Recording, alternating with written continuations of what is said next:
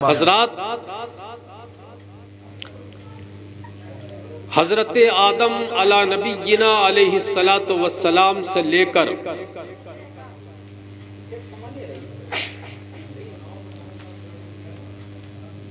हजरत ईसा अलैहिस्सलातु वस्सलाम तक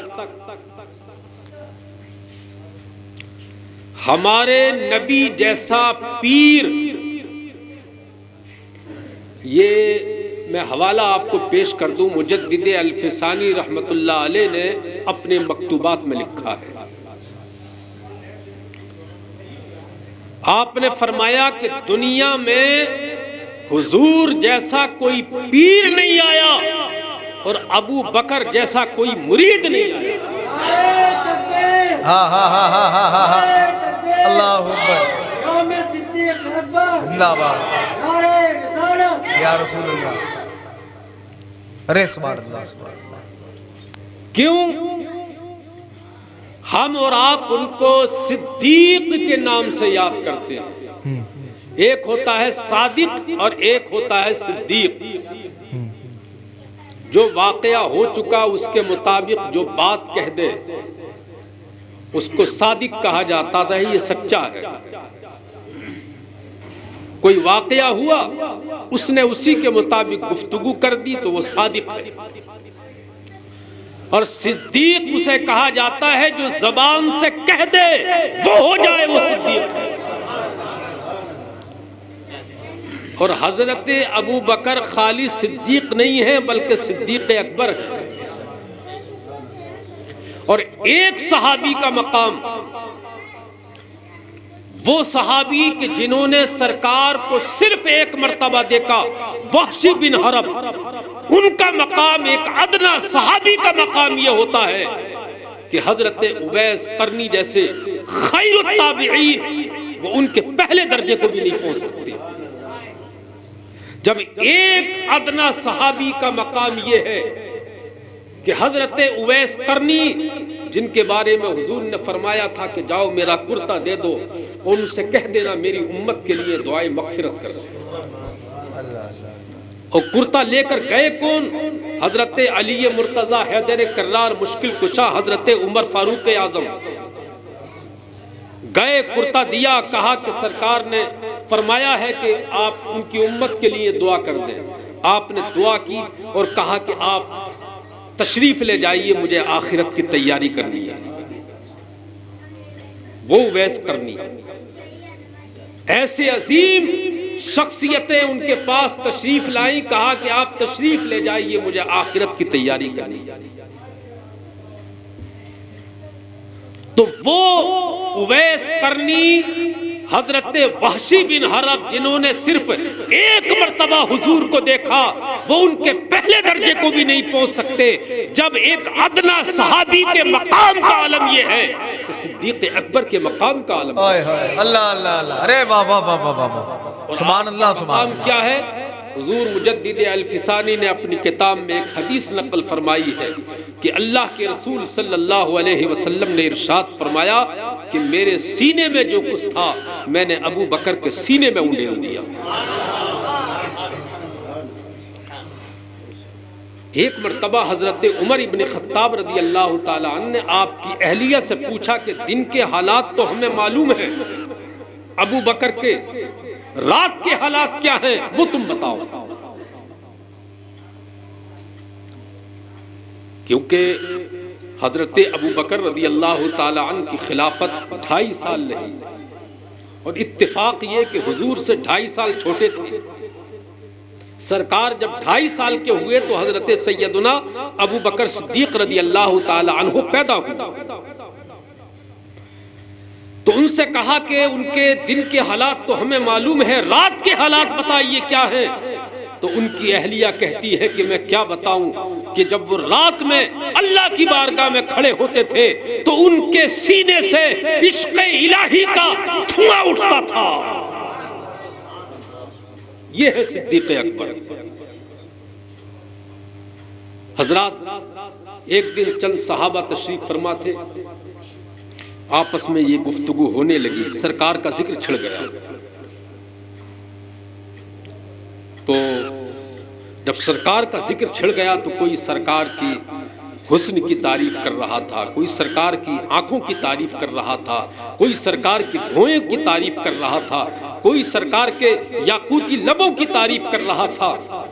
तो जब ज्यादा सहाबाए किराम हुजूर की मोहब्बत में बेचैन हो गए और लगता था कि जैसे दीवाने हो जाएंगे, तो हजरत सैयदना सिद्दीक़ अकबर ने फरमाया कि अच्छा एक काम करो, चलो हजरत अस्मा जो उम्महातुल मुमिनीन में से हैं उनके घर चलते हैं, उनके यहाँ सरकार अलैहिस्सलातु वस्सलाम की कोई निशानी मौजूद होगी, उसे देख लेते हैं, दिल को तसल्ली हो जाएगी।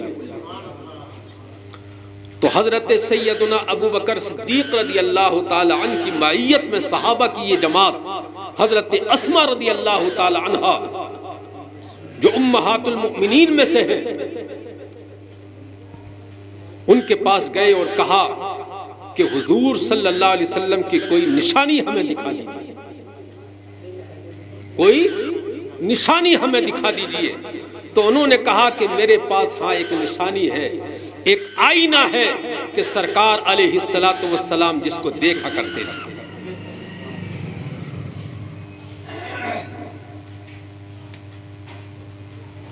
सरकार अलैहिस्सलातु वस्सलाम जिस आईने को जीनत बख्शते थे, ये नहीं कह सकता मैं कि जीनत किया करते थे, इसलिए कि सारी दुनिया का हुस्न हुजूर की बारगाह से खैरात लेता है। तो मैं ये कैसे कह दूं कि वो जीनत उससे लेते थे, बल्कि सरकार अलैहिस्सलातु वस्सलाम आईने को जीनत बख्शते थे। तो जब साहब वो निकाल के लाई आईना निकाल के लाई, आईना देखा सहाबा ने, तो सहाबा की हैरत दंग हो गई। सहाबा का अक्स नजर नहीं आ रहा था, बल्कि उस आईने में जमाले मुस्तफा का जलवा नजर आया। अल्लाहु अकबर, अल्लाहु अकबर, माशाअल्लाह माशाअल्लाह, या रसूल अल्लाह, या रसूल अल्लाह।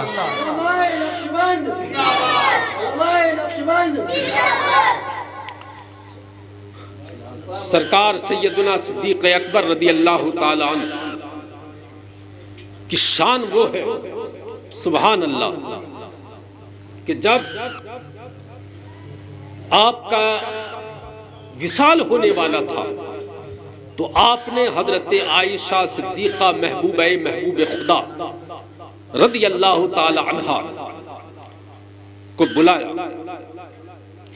देखिए, सहाबा में सबसे ज्यादा इश्क अगर किसी सहाबी के अंदर था तो उस जात का नाम है सैयदना सिद्दीक़ अकबर। अल्लाह सुभान अल्लाह, बेशक। और इश्क ही सबसे बड़ी दौलत है, बेशक। इमाम अहले सुन्नत फरमाते हैं, इश्क तेरे सदक़े जलने से छुटे सस्ते, है इश्क तेरे सदक़े जलने से छुटे सस्ते, जो आग बुझा देगी वो आग लगाई। अल्लाह अल्लाह, अरे बाबा, जो आग बुझा देगी वो आग लगाई है। जिसके अंदर जितना ज्यादा इश्क होता है, जितना ज्यादा इश्क होता है, और जब आदमी एक ऐसी मंजिल पर पहुंच जाता है कि उसके रगो पे में इश्क बस जाता है, तो वो जबान से जो कहता है, कहता तो वो है, लेकिन उसकी जबान पर खुदा बोलता है। अरे वो तो उनकी शान तो बराउल बरा है, सरकार सैयदना सिद्दीक़ अकबर के, उनके गुलामों के गुलामों के गुलामों के गुलामों के गुलामों के गुलामों के गुलाम हजरत शमसुद्दीन रहमतुल्लाह अलैह। आप देखें, इश्क था सरकार का। मंगल के दिन इंतकाल हो गया, जनाजा लेकर चलने लगे, तो हर आदमी के कोई ना कोई हासिद रहते हैं या नहीं?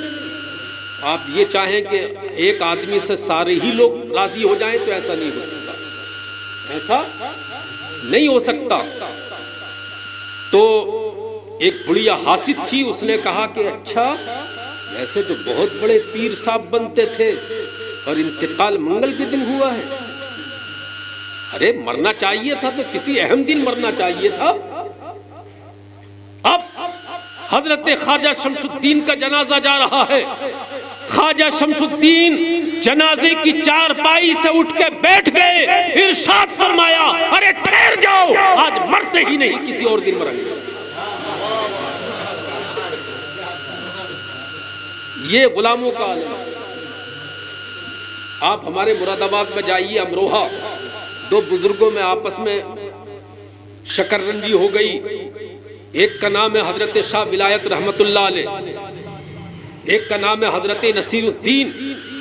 आपस में शकररंजी हो गई तो उन्होंने कह दिया, जा तेरे मजार पर बिच्छू रहेंगे। तो उन्होंने कहा, रहेंगे तो काटेंगे नहीं। क्या बात है। मैं 10 से ज़ायद मर्तबा वहां गया, बिच्छुओं को अपने हाथ में लिया, ऐसे मसलने लगा तो वहां का मुजाविर बोला कि मौलाना मर जाएगा लेकिन काटेगा नहीं। आज भी आप जाके देख ले, कितना ही खतरनाक बिच्छू या सांप आप लेकर जाएं और जैसे ही दायरे के अंदर आप जाएंगे, हिम्मत नहीं है उस सांप या बिच्छू की आपको काट सकते, और जैसे ही दायरे से बाहर आएंगे फौरन काट लेगा। तो उन्हें भी गुस्सा आ गया। उन्होंने कहा कि तुम्हारे मजार पर गधे रहेंगे। गुस्सा आ गया कि तुम्हारे मजार पर गधे रहेंगे। तो उन्होंने कहा कि रहेंगे तो, लेकिन लीक कोई नहीं करेगा। तो अमरोहा में जिसका गधा कहीं अगर गुम हो जाए तो हजरत नसीरुद्दीन रहमतुल्लाह अलैह के मजार पर मिलता है। तो गधे तो रहते हैं वहां, लेकिन कोई लीक नहीं करता। ये शऊर किसने दिया? ये गुलाम, जब गुलामों का ये आलम। और इतना ही नहीं, हजरत कुतुबुद्दीन गौरी रहमतुल्लाह अलैह का नाम आपने सुना होगा। जब इनका इंतकाल होने लगा तो इन्होंने अपने मुरीदों को बुलाया। वो ज्यादा मुरीद नहीं बनाए थे। वो कहते थे, मैं ज्यादा चक्कर में नहीं पड़ता, कम मुरीद बनाऊंगा लेकिन सही मुरीद बनाऊंगा। सर आज तो रेला पेल है, जानता एक लफ्ज नहीं है, नमाज पढ़ने का सलीका नहीं है, वो मुरीद बनाते फिर दिया। कलियर शरीफ में 7 साल रहने का, उस दयारे मोहब्बत में रहने का इत्तेफाक हुआ। एक पीर साहब ने एक रकात में 3 सजदे किए। कितने? 3 सजदे किए। अब नमाज के बाद मुक्तदियों ने पकड़ लिया कि हजरत ये क्या बात है, एक रकात में 3 सजदे आपने कर लिए। तो उन्होंने कहा कि घबराते क्यों, एक सजदा किसी और नमाज में एडजस्ट कर लेंगे। बताइए, अब एक तो ये खराब की है और एक वो खराब करेगा जिसमें एडजस्ट करेगा। ये है। मैं आपको बता दूं, पीर हो तो निजामुद्दीन औलिया जैसा हो और मुरीद हो तो अमीर खुसरो जैसा। आजकल मुरीद भी तो इसलिए हो रहे थे, पीर साहब चंद दिन में मालदार बना दे, इसलिए मुरीद होता। मुरीद होने के बाद फौरन तावीज़ लेना शुरू कर दे। अबे पीरा मुरीदी इसलिए है, आदमी का दिल भी नापाक होता है, जहन भी नापाक होता है, रूह भी नापाक होती है, जिस्म भी नापाक होता है। तो इन नापाकियों को दूर करने के लिए शरीयत इस्लामिया ने चश्मे अता फरमाए हैं। ऐ लोगों, अगर तुम्हारा जिस्म नापाक हो तो शरीयत से पाक कर लो, तुम्हारा दिल नापाक हो तो तरीक़त से पाक कर लो, तुम्हारा ज़हन नापाक हो तो मारिफत से पाक कर लो, तुम्हारी रूह नापाक हो तो हकीकत से पाक कर लो। और एक चीज नापाक नहीं, नजिस नहीं, बल्कि नजस है। दोनों में फर्क समझिए, एक होता है नजिस और एक होता है नजस। इस कपड़े में नजासत लग गई तो कपड़ा हो गया नजिस, और जो नजासत है उसको बोलते हैं नजस। जैसे पेशाब है तो पेशाब क्या है, नजिस है या नजस है? बोलिए, नजस है। बोलिए। हाँ, मुझे बड़ा अफसोस होता है हमारे मुसलमान भाइयों पर कि कलमा तक कायदे से याद है। हम तो निकाह पढ़ा रहे जाते रहते हैं ना। एक से मैं निकाह पढ़वा रहा था, युहयी व युमीत, कलमा है ना, तो वो युहयी व युमीत, मैंने कहा पढ़, युहयी व युमीत, कह रहा उई उई उई उई। बताओ, ये है मुसलमान। हजरत ये मुसलमान है। और कुछ ऐसे हैं जो मतलब बुजुर्गों की मुखालफत में लगे हुए हैं। नाप में उन्होंने एक आला तैयार कर रखा है, एक कलिया शरीफ में मुझसे कहने लगे कि साहब हमें ये बात समझ में नहीं आती कि साबिर पाक ने 12 साल तक न खाया न पिया फिर भी साबिर पिया। मैंने कहा अगर तेरी समझ में नहीं आती तो हम तेरी समझ के ठेकेदार हैं। नाराई तकबीर, नाराई रिसालत, हजरत अल्लामा मौलाना रहमानी साहब क़िबला। तो कह रहा मेरी समझ में नहीं आ रही है कि 12 साल तक खाया ना पिया फिर भी साबिर पिया। मैंने कहा अगर तेरी समझ में नहीं आ रही है तो हम तेरी समझ के ठेकेदार है। कहा कि फिर हुआ कैसे, साबिर पिया कैसे? मैंने कुरान उठाकर देख, कुरान में असहाबे कहफ का जिक्र है जिन्होंने 309 बरस तक न कुछ खाया ना पिया फिर भी जिंदा रहे। कुरान 309 बरस के जिंदा होने की गवाही दे रहा है। तो तुझे 12 साल बर्बाद क्यों है? तो उन्होंने कितने मुरीद बनाए थे? 70। हजरत कुतुबुद्दीन गौरी ने 70 मुरीद। और जब इंतकाल का वक्त आया बुजुर्गों को पता चलता है कि हम किस दिन जाएंगे। हम सरकार सैयदना सिद्दीक़ अकबर जिस दिन विसाल फरमाने वाले थे बेटी को बुलाया, हजरत आयशा सिद्दीक़ा महबूब आई महबूब खुदा, और कहा कि बेटी आज मैं इस दुनिया से जाने वाला हूँ, लो मेरी वसीयत सुन लो कि मेरा माल 3 लड़कियों में तकसीम कर देना और 2 लड़कों में। उन्होंने कहा कि हुजूर अजीब बात करते हैं आप, हम 2 ही तो हैं, 3 कहां से हैं? ये 3 कहां से हैं? हम तो 2 ही हैं, आप 3 की वसीयत फरमा रहे हैं। आप लोग मुझे ऐसे बड़ी हैरत से देख रहे हैं, तो नाराज हो रहे हैं क्या आप लोग? अरे जब 2 लड़कियां हैं तो वसीयत 2 में जारी होगी, ये मशवरा करके जवाब दोगे? अरे बोलिए, बोल क्यों नहीं रहे? आप सोच रहे हैं कि शायर इस्लाम आए और हम सुने, बस मैं ख़त्म करने वाला हूँ। तो हजरात, मैं अर्ज़ कर रहा था कि 70 मुरीद बनाए। कितने? 70 मुरीद बनाए। मुरीद बनाने के बाद सबको बुलाया और कहा कि बेटे मुरीदों में जाने वाला हूँ, लेकिन सुनो मेरी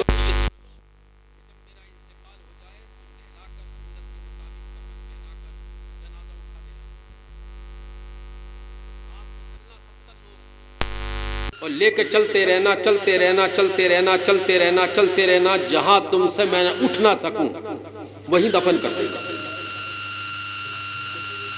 हुजूर रहमानी साहब क़िबला ये सारे लोग गए और जाने के बाद बैगों में कपड़े भरने लगे, पूरी सफर की तैयारी।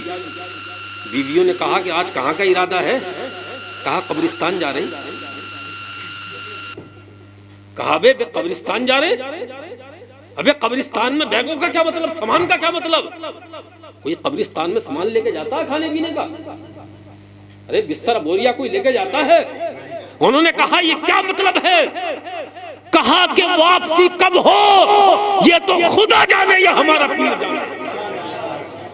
उठाया लेकर चलते रहे। आप सोच रहे होंगे कि 2-3 दिन में दफन कर दिया होगा। नहीं, 1 दिन नहीं, 2 दिन नहीं, 1 महीना नहीं, 2 महीना नहीं, 1 साल नहीं, 2 साल नहीं, 3 साल नहीं, 4 साल नहीं, 5 साल नहीं, 6 साल नहीं, 7 साल नहीं, 8 साल नहीं, 9 साल नहीं, 10 साल नहीं, 11 साल नहीं, 12 साल तक आपका जनाजा लेकर चलते रहे। कितने मुरीद हो तो ऐसा। अबे हम जैसा होता तो मतलब एक जगह रख देता कि कहां तक लिए फिरे, कहां तक लिए फिरे। जब कोलार की सरजमीन, ये कर्नाटक में है, मैं वहां हाजिर हुआ हूँ, तरावी पढ़ाने के लिए गया था। कोलार की सरजमीन कर्नाटक में जो एक दरिया के किनारे है, वहाँ एक बहुत बड़ा मंदिर था जो रानी की तफरीगा भी था। इन्होंने जनाजा वहीं रख दिया इस गरज से कि वुजू करके नमाज पढ़ लें। जनाजा जैसे ही मंदिर के ग्राउंड में रखा, मंदिर का बाबा आ गया और कहा कि मुसलमानों तुम्हें पता नहीं है, अब एक तो मंदिर है, दूसरे रानी की तफरीगा भी है, किसकी इजाजत से रखा? इन्होंने कहा कि देखिए हमें नमाज पढ़नी है, अल्लाह वाले कभी नमाज नहीं छोड़ते, हमें नमाज पढ़नी है और नमाज पढ़ के हम लोग रुखसत हो जाएंगे। तो भला आदमी तो उसने कहा ठीक है पढ़ लो। उन्होंने आस्ती ने समेटी, दरिया में वजू किया, नमाज पढ़ी, खाना खाया, लेट गए थोड़ी देर।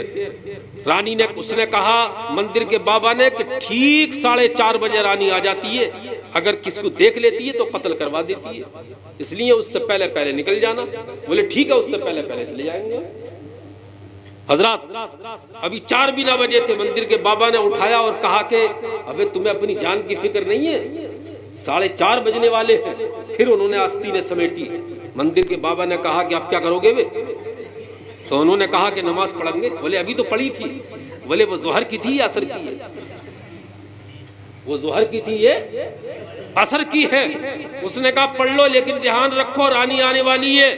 नमाज पढ़ी, जनाजा उठाया, 4 ने उठाया, 8 ने उठाया, 10 ने उठाया, 20 ने उठाया, यहां तक कि 70 मुरीदों ने जनाजा उठाया। पसीना पसीना हो गए, लेकिन जनाजा उठने का नाम नहीं। उधर मंदिर का बाबा ये सारा मंजर देख रहा है। उसने टीले पर खड़े होकर कहा अबे उठा रहे हो या इतरा रहे हो? उठा रहे हो या इतरा रहे हो? तो इन्होंने कहा कि आके तू आजमा ले। मंदिर का बाबा आया और उसने झटके से जैसे ही चारपाई को पूरी ताकत से उठाया, कमर की हड्डी चटक गई, लेकिन जनाजा टस से मस ना हुआ। कभी बाबा उठाए, कभी मुरीदीन उठाए। बाबा को फिक्र है कि ये 70 मारे जाएंगे, रानी आने वाली है। इत्तेफाक से रानी आ गई, बाबा को तलब कर लिया, कहा कि ये मैं क्या देख रही हूं, कैसे जुर्रत हुई तुम्हारी? तो बाबा ने कहा कि मेरा कोई कसूर नहीं है, मैंने इनसे पहले ही कह दिया था, लेकिन रानी सुन ले, कसूर इनका भी नहीं है। अरे कसूर तो इसका है जो चारपाई पे पड़ा है, 70 उठा रहे हैं, उठने का नाम नहीं लेता। अब रानी को बड़ा ताज्जुब हुआ। उसने अपनी फौज के नौजवानों को बुलाया और कहा कि आज तुम्हारी आजमाइश और इम्तिहान का दिन है। उन्होंने सोचा कि कोई बड़ी मुहिम सर करनी है। कहा क्या हुक्म फरमाए? कहा कि इस चारपाई को उठाना। तो उन्होंने कहा कि रानी साहब मजाक कर रही है। बोले मजाक की बात नहीं है, अगर हिम्मत हो तो उठा लो। फौज के नौजवानों ने पूरी ताकत से जनाजे को उठाने की कोशिश की। तारीखों में आया है कि फौज के नौजवान पसीना पसीना हो गए, लेकिन जनाजा उठने का नाम नहीं लेता। उसके बाद रानी ने कहा अच्छा एक काम करो, हाथियों को बुलवाओ, उनके पैरों में जंजीरें डालो, वो जंजीरें इस चारपाई में बांध दी जाए और हाथियों के जरिए इस जनाजे को खींचा जाए। तारीख बताती है कि हाथियों के जरिए जब उस जनाजे को खींचा गया तो जंजीरों के 14 टुकड़े हो गए, लेकिन जनाजा उठने का नाम नहीं। अब आज भी वो 14 टुकड़े बाजार पर लगे हुए हैं। जिसे यकीन ना हो वो हमारे हाजी साहब क़िबला से पैसे ले और जाके ज़ियारत कर ले। जिसे यकीन ना हो, क्या हाजी साहब? रानी ने कहा कि भाई ये कौन सी मुसीबत आ गई? अरे इसका चेहरा तो दिखा दो, ये है कौन जो हाथियों से भी नहीं खिंच रिया? तो मुरीदों ने कहा कि 12 साल हो गए, देखा हमने भी ना, हम भी लिए ही फिर रहे हैं, हम भी लिए ही फिर रहे हैं।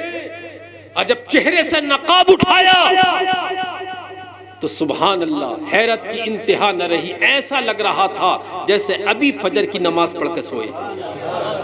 रानी तड़प गई, कदमों में गिर गई और कहा मुझे कलमा पढ़ा लो, इसलिए कि जब कुतुबुद्दीन गौरी की ताकत का ये आलम है तो मदीने के मोहम्मदुर रसूलुल्लाह की ताकत का आलम क्या होगा जब उनके गदा भर देते हैं शाहान ज़माना की झोली। मोहताज का जब ये आलम है, मुख्तार का आलम क्या है?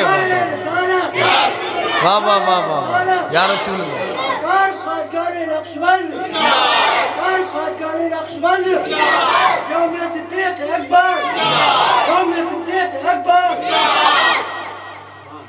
तो हजरात, मैं इख्तिताम पर, क्योंकि लंबी प्रोग्राम भी जल्दी ख़त्म होना है। हजरत ने फरमाया तो रहमानी साहब क़िबला ने कि जल्दी ख़त्म होना है। मेरी आखिरी बात सुन लें। तो सरकार सैयदना सिद्दीक़ अकबर ने फरमाया कि मेरा माल 2 लड़कों में और 3 लड़कियों में तकसीम कर दिया जाए। 2 लड़के और 3 लड़कियों में तकसीम कर दिया जाए। उन्होंने कहा कि हुजूर, हुजूर ये तो 3 लड़कियां है ही नहीं, तो आपने फरमाया कि तुम्हारी जो सौतेली माँ है उसके पेट में हमल है और उसके हमल से जो बच्चा पैदा होगा वो लड़की होगी। फिर आपने इरशाद फरमाया, हजरत अली को बुलाया, इरशाद फरमाया कि तुमने जिन हाथों से हुजूर अक़दस सल्लल्लाहु अलैहि वसल्लम को गुस्ल दिया है उन्हीं हाथों से मुझे गुस्ल देना। और मेरी इस वसीयत आखिरी सुन लो कि सुन्नत के मुताबिक गुस्ल देने के बाद सरकार की बारगाह में मुझे पेश कर देना और ये कह देना कि या रसूलल्लाह, आपका यारे गार, आपका गुलाम आपके पहलू में जगह चाहता है। अगर रोज़ाए रसूल का दरवाजा खुद ब खुद खुल जाए, अंदर से आवाज आ जाए, तो मुझे सरकार के पहलू में दफन कर देना। और अगर रोज़ाए रसूल का दरवाजा ना खुले तो जिस मुसलमानों के आम कब्रिस्तान में मुझे दफन कर देना। हजरत का विसाल हो गया। 7 जमादुल उखरा को हजरत को ठंडी लगी, बुखार आया। कितनी? 7 जमादुल उखरा और 22 जमादुल उखरा को आपका विसाल हो गया। सुन्नत के मुताबिक हजरत अली मुर्तज़ा ने गुस्ल दिया। गुस्ल देने के बाद सहाबाए किराम उनको सरकार के रोज़े अनवर के पास ले गए। दरवाजा बंद था।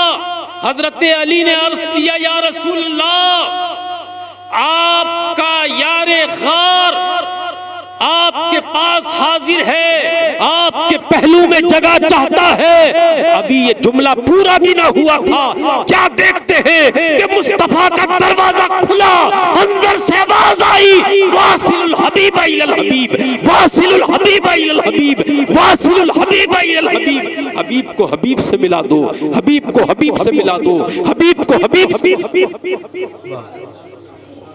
अस्दक़ुस सादिक़ीन सय्यदुल मुत्तक़ीन, चश्मो गोशे विजारत पे लाखों सलाम। अस्तग़फिरुल्लाह अस्तग़फिरुल्लाह अस्तग़फिरुल्लाह रब्बी मिन कुल्लि ज़ंबिन व अतूबु इलैह। मौलाए करीम कहने में सुनने में जो गलती हो गई है अपने फजल से माफ़ फरमा। सब लोग कलमा तैयबा पढ़ लें, ला इलाहा इल्लल्लाहु मुहम्मदुर रसूलुल्लाह सल्लल्लाहु अलैहि वसल्लम। माशाअल्लाह।